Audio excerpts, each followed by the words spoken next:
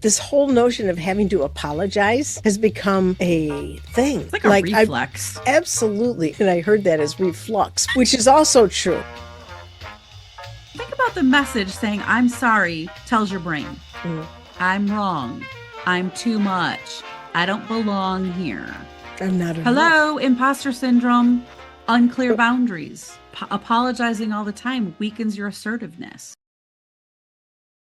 Welcome back to Unapologetic Rabble-Rousers. I'm Doc Shellie. And I'm Carla Lewis. And I want to ask this question. And especially if you happen to be a woman or someone who's listened to a woman. How many times does this phrase enter into the conversation? Usually at the beginning.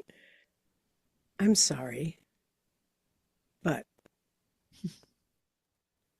And then the notion, Michelle, about the fact that I'm sorry, but is almost I'm not really sorry. But we really want to talk about the fact that this whole notion of having to apologize has become a thing. It's like a reflex. Absolutely. And I heard that as reflux, which is also true. You know, it's this reaction. And so let's talk about how it is that we find ourselves needing to apologize. That's what I'm sorry really represents. But is it genuine? Is it necessary? What the heck is going on? Yeah. And like it keeps us playing small, and it really prevents us from saying or meaning what we really mean to say. I think, if that makes sense. I don't know. It made sense to me because it is a cloud. It's like you drape everything. Oh, look, it's so funny somebody who's just listening can't appreciate the fact that our heads are disappearing and appearing again with how video does that. Okay. So what is it that I'm sorry is really masking? I think this is my unscientific opinion. I think that we are conditioned to smooth things over, not be too much, be polite, be agreeable, don't be disruptive. Are you speaking from a female point of view?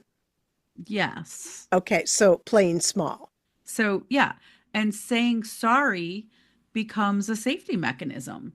It helps us avoid conflict, discomfort, and judgment. And we're trained to do it. And those words come out so easily. I know my mother, God rest her soul, whenever she had something that she felt was probably going to be a little bit tangential or not mainstream, or for her just was going to be something that I might disagree with, particularly, she would start it with saying, I'm sorry, but. It was always, I'm sorry, but. Now, the notion of having to say, I'm sorry because I have an opinion, but here it is, suggests that I'm not just willing to dismiss this moment of having an honest exchange with you, but I'm going to condition what I'm about to share with you as something that might not be up to par, might not meet with your approval, might not. That's such crap. And I grew up with that. And I have worked very hard at getting that I'm sorry, but I'm sorry. And even just I'm sorry. Period. Full out. Unless you've done something egregious that warrants an apology, just get that out of your vernacular. Like, you just don't need to keep doing it. It's like we're apologizing for taking up space. I'm sorry I exist, but I'd like to share my opinion. I'm sorry to inconvenience you. Stop it. Like, I have a question. I have a friend that apologizes for everything. Drives me nuts. It drives me nuts. Like, she'll apologize If we're meeting somewhere for dinner and she's 2 minutes past the time we're supposed to be there, I'm Mhm. so sorry I'm late. You're fine. You're 2 minutes late. What are you apologizing for? We came from 45 miles apart. Like, you're Yeah. fine. Or, I'm sorry to bother you. I know we didn't have a planned call. You have my cell phone for a reason. You can use it. I It's know not this. before 10 o'clock on the Saturday morning. That's two, three, four, five, and six episodes. But yeah, it's so interesting because I was working with a colleague today. I'm sorry, but and I said, I just interrupted. Sorry for what? Look, if I can't talk to you right now, I won't pick up. If I can talk to you right now, but I don't have a lot of time, I'll let you know. Right. But don't start out by saying, I'm sorry, because that suggests that you're trying to make decisions for me about what I can or cannot tolerate in the moment. Hmm. You want to, like you said, she has your private phone number. This person can call you. Hmm. If you can, you will pick up. You know who it is that's calling. Right. So it's not like there's a big surprise about that. Yeah. And I just don't get it. And it's such a habit for some people. Like, I have another friend, I don't know, I'll like, oh, I had a crappy night at pickleball. Oh, I'm so sorry. Why are you sorry? Like, I feel compassion that you had a bad night, but it's like I'm sorry. It's not, oh, I'm sorry that that sucked for you. Like, even that. Do you have to be sorry for that? That's interesting. What that just triggered for me is how I'm sorry becomes just this mask for a bunch of different messages that Mm-hmm. are really the ones that need to be delivered. Mm-hmm. But the Mm-hmm. shorthand, and one has to hope that the other person sees behind the mask and says, I know that she knows, Michelle knows when I say, oh, I'm sorry you had a bad night at pickleball. What I'm really saying is, I know that bugs you because the last thing you want to do is have a performance you're not happy with. But instead, shorthand is, I'm sorry. I'm sorry. That's crap. It's Yeah. just Don't be dismissive. sorry. I'm not sorry. I had a shit night. It doesn't mean I'm sorry I had it. I played pickleball. I had a shit night. So why did I need to tell you that in the Right. first place?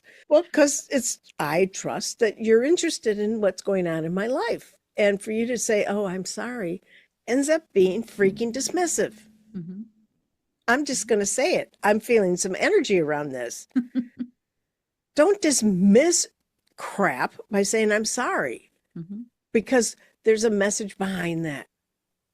It just occurred to me, Michelle, What just this occurred to whole you, Carla? this whole masking idea, Mm-hmm. because that's what got me financially breached Mm-hmm. in December. That there's this kind of fake overlay. I want people to be able, I want, when you and I speak, I know there isn't masking Mm-hmm. because we have the trust, we have the love, we have the respect. It says the true message is really valuable. Mm-hmm. And for me to honor you with delivering what is that true message as opposed to just broad brushing and I'm sorry. For you to do the same for me is so much more, it's so much more humane, it's so much more personal and respectful and loving than to say, oh, I'm sorry you didn't have a good night. I know that having a bad night at pickleball probably feels like crap, but you played pickleball and But I I'm got out and wondering, I played, and it's all yeah, good. It's fine. I would have rather played like crap than not play at all. see, see, And I think some of that is almost like an internalized guilt of feeling responsible for other people's comfort, other people's feelings. ooh, I don't, I very rarely take on other people's feelings. But I know people who are very strong empaths that literally feel what people around them are feeling. And so then they hold themselves responsible for other people's comfort and feelings. So that internalized mm, guilt can be strong for some people. wow, that's a hell of a burden. Yeah. Think about it. I know. If you're coming from that place, and I consider myself to be a sensitive individual, picking up on signals and whatever, but what you're talking about is I'm going to pick up your pain, then I'm going to add my spin to it, and then I'm going to sit in that pain and respond from that place Mm-hmm. that actually isn't even equal to where you were coming from in the first place, but Right. it's got my scent on it. It's got my sense Mm-hmm. on it. Exactly. That's not fair. That's not fair. And it doesn't serve. No, it doesn't. It doesn't. And I think there's some other, when we think about over apologizing, I think there's some other things that might drive it, like people pleasing.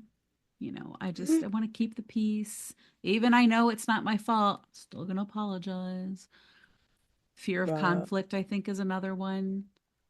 I can't tell you in my career how many times other people have started a conversation with me with, "I'm sorry to bother you.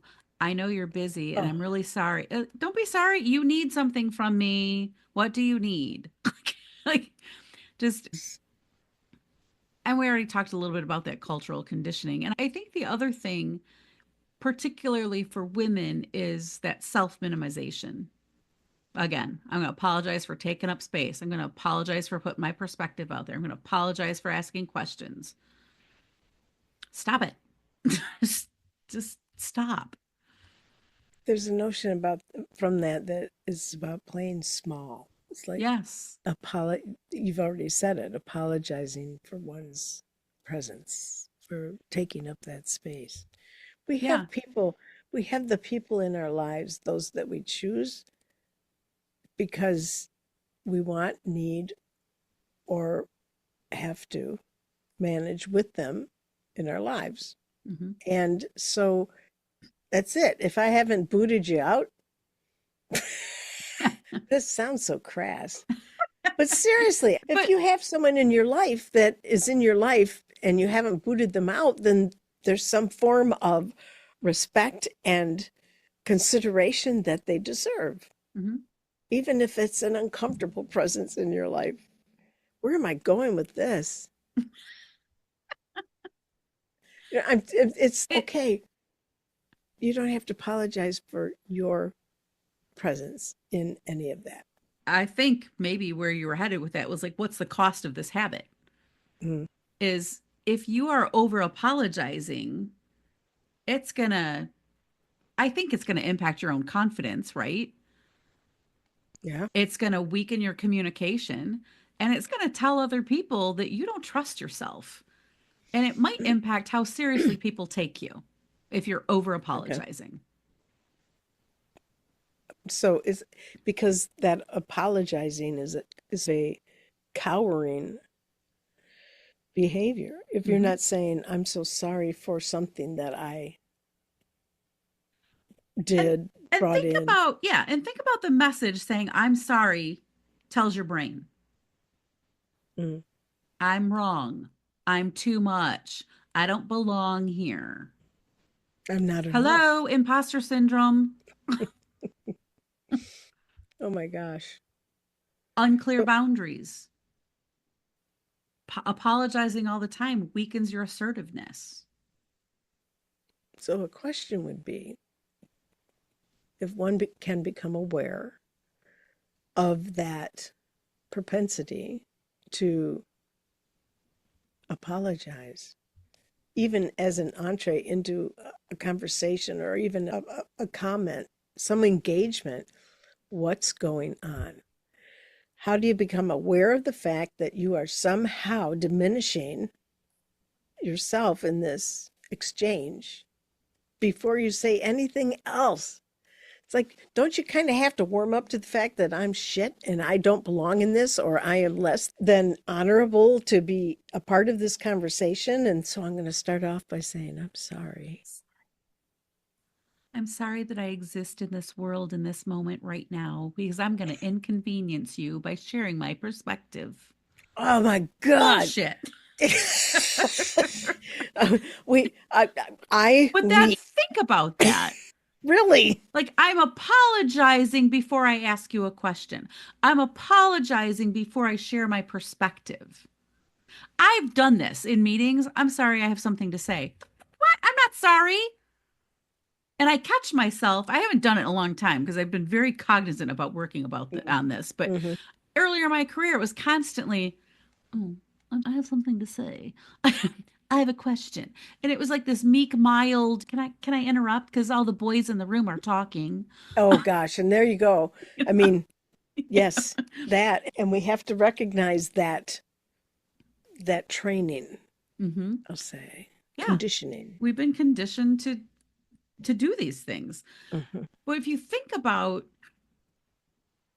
not apologizing, really comes from a place of strength. You know you belong in that room. You like I just think about reframing some of those common apologies. I'm Okay. sorry I was late. I'm sorry I was late. I probably said that to you today. Sorry, I'm trying to get the dogs in their rooms. I'm sorry I'm going to be late. But instead of saying, sorry I'm late, I have a friend that does this. She's late for everything, everything. But when we're going to go somewhere, I take a book with me or my iPad with me because I know she's going to be 10, 15, 20, 30 minutes late. So we'll go to a restaurant. And she used to always say, I'm so sorry I'm late. And she shifted that to say, thank you for waiting for me. You're welcome. Let's move along. You know? But she's taking it off of taking the, I don't know, like the onus off herself of, oh, I'm so sorry I'm late and making it about her, instead honoring the fact that I sat there and waited for her. Thank you for your, thanks for waiting for me. Thanks for your patience, whatever that might be. Kind of the same thing, like, S- I'm so sorry to bother you. No, you can start that conversation off by saying, excuse me, do you have a minute? I'm not sorry I'm bothering you. If I was sorry I was bothering you, I wouldn't be I wouldn't bothering you. bother you. You know, Boom. sorry, I don't agree with you. Here's my perspective on that. I'm so sorry I can't go to dinner tomorrow night. Why are you sorry? You're not available. It doesn't work for me. Can we do it another time? I don't have to be sorry about it. It's so interesting how easy it is to just fall onto that. I'm sorry. Mm-hmm. And as though it's going to wash away whatever else is really behind it. Right. So I think being able to first recognize that pattern, if that's something that we talked in the last episode about toleration, about things. So if you're tolerating that kind of behavior in somebody, that's one thing. If you're exhibiting that behavior in your relationships with others, it's something to become aware of, and then it's something you need to be able to manage Mm-hmm. because of what it implies just in those two words. Three, Mm-hmm. if you take out the contraction. I'm sorry means what? And get tight with that. So, how do we help people move from just being a robot with that as a everything starts with I'm sorry to being aware and now shifting? I think, first of all, you're not bad because you're apologizing. So let's get that straight. It's a learned behavior and you can unlearn it. And you can unlearn it starting right now. So have that self reflection to think, is this something I should be sorry about? Because there are times we do need to apologize. Yeah. When we have done something egregious and we've caused harm to other people, that warrants an apology. That warrants an I'm sorry. When you're going to interrupt somebody, when you're going to ask somebody a question, that does not warrant an apology. So really get good at asking yourself, catching yourself, is this something I need to apologize for? Notice your patterns. I'm going to go back to journaling. What are your Yeah. go to apology phrases? I'm sorry I'm late. I'm sorry to bother you. I'm sorry I have a question. What are your phrases that you use? And as you can start to pinpoint, wow, I say I'm sorry, but I say I'm sorry I'm late all the time.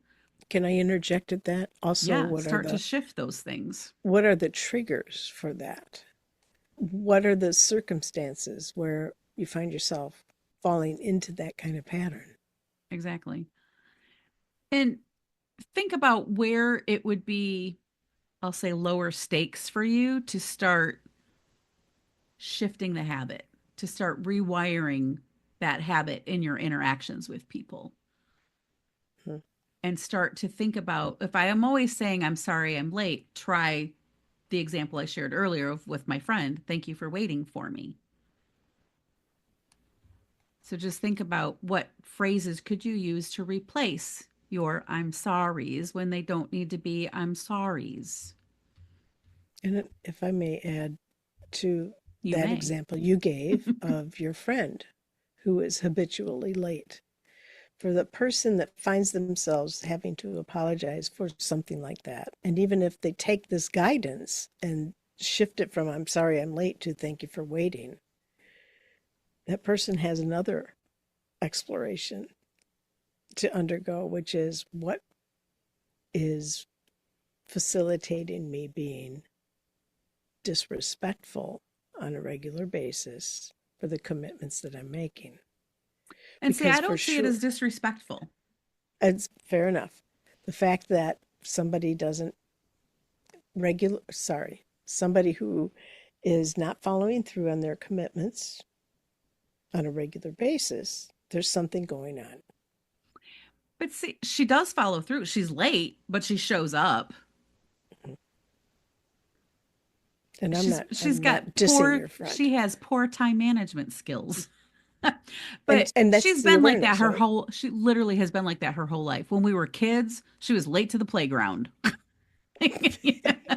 mean, And so I literally has am been not like that her whole life. But it's interesting that you use the word disrespectful, because I, someone else who is also good friends with this person is always like, that's so disrespectful, you're late. And she's like, I'm not trying to intentionally be disrespectful. We've had many conversations about it, but I'm like, that whole Mel Robbins things, let them. She's gonna be late. I know she's gonna be late. She used to yeah. apologize for it. My thing is, if you're gonna apologize for a poor behavior, a behavior, then change it. Hmm. Stop apologizing. I had an instance very early on in my career. Only woman in the room, sitting out at one of the engine plants, plant manager. Every single time we had a meeting, I've probably shared the story early on, he would slam his fist on the table, curse up a storm, and when he left, he'd look at me and he'd say, I apologize, young lady. And then he'd walk out. And I'm like, what? Why is he singling me out? What's he apologizing for? So months of this happens. And I said to my boss one day, why does he keep doing that? I'm going to go ask him. And he was like, I would just let it go, man. I wouldn't go ask him. I followed him right out of the room and I was like, George, what, young lady? Like, why do you keep apologizing to me every time you leave this meeting? Well, because I curse and I shouldn't curse in front of ladies. You're probably offending more of the men in the room than you are me. I don't give a blank about your cursing. It doesn't bother me at all. I can curse with the best of them when I have a showdown. And he stuck out his hand and he said, I'll stop apologizing. And I was like, good, because you're clearly not going to change your behavior. So we were good from that point on. But it was embarrassing to me that he was calling me out. And I was the only one in the Yeah. room he was apologizing Yeah. to. And I was one of the least offended people in the room. There's just interesting.